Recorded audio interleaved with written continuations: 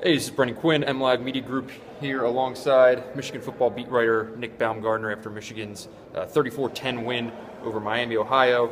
You don't want to start with negatives after a loss, but all things considered today, I don't really know another way to kind of frame this game other than there's still some holes, and this win, if anything, probably created more questions than answers. It's just sloppy, and that's the same as it was last week. It's just you're not playing a very good football team, Miami of Ohio, so you're able to get the job done because you have better athletes, and that's fine. And you're able to at least do that. But your defense played well, I thought. But considering the opponent, you should have played well. But really, you turn the ball over 3 times in the second quarter, and you just give them 10 points. A bad throw by Baumgardner, interception, a fumble by Amari Darbo on the sidelines, which he just said, the guy get underneath it and pop the ball out. Right. Can't happen.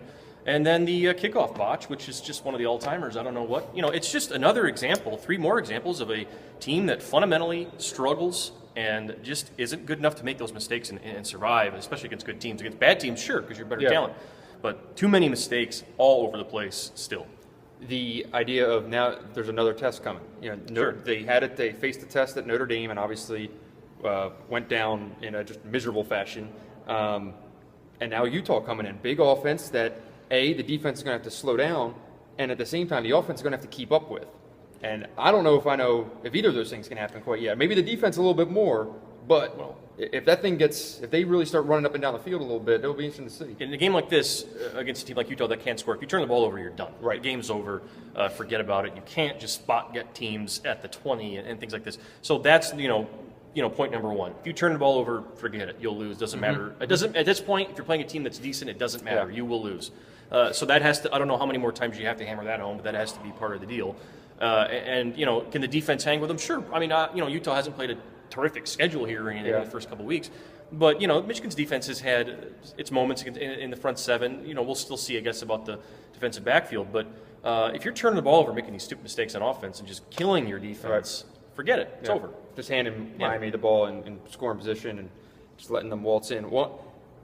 Of the positives outside of some of the defensive things seen today, I think Derek Green, maybe after that first quarter, I think he's getting closer and closer to maybe establishing himself as the number 1 feature back. No question. And I think part of the attitude with him is there too. He said he went. Yes, he said he went to Nussmeier and I think Fred Jackson there in the second quarter after Miami tied it and said, just give me the ball and we'll get in the end zone. And they did, and he scores. And then for the whole second half, as Baumgardner continues to kind of struggle with his whole feel of this, they just gave the ball to Derek. And to his credit, he put him on his back and carried him. And that's important because at least maybe, if this continues forward, maybe you're developing a guy who can be a consistent difference maker. If everything else is falling apart, maybe you at least have a guy like Derek Green who says, just give me the ball, I'll take the job done. Two 100-yard games in the first 3. That's not a struggle against Notre Dame, but, did the job tonight and, helped him get the win. And didn't get frustrated today. Started, he had 31 yards in his first 7 carries. Came back, had over 120 yards on 22 carries when it was all said and done. Last thing before we get out of here, Baumgardner, the situation at quarterback, not only, forget the fans' confidence in Gardner for a second and forget about, the debate over him and Shane Morris. This team's confidence in Baumgardner to lead that unit, where do you put that at? Boy, I just, when he throws an interception and struggles, and then late in the second quarter and in the third quarter when the game's still sort of there in doubt, I guess, they just look terrified to throw the football. They didn't look like they wanted that thing in his hands with him dropping back. Luckily for them, Derek Green's running the ball well, but it didn't look like they were confident in that at all. Next week, I think, will be the ultimate. We're going to find out what's going to happen because Utah's good enough to beat this team, and if he's still making the mistakes like this, that's when you have to say enough's enough. If he turns the corner, he doesn't, great.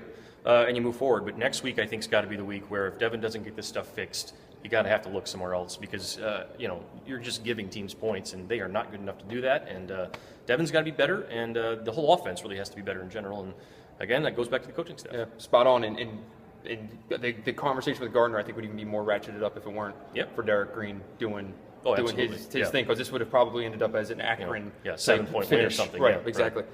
Well, that's it for here today. Again, Michigan 34, Miami 10. Michigan heads not on the road. Staying right here versus Utah next week. Nick and I will be providing content all week, and another video tomorrow from Brady Hoke's media availability. Thanks for watching.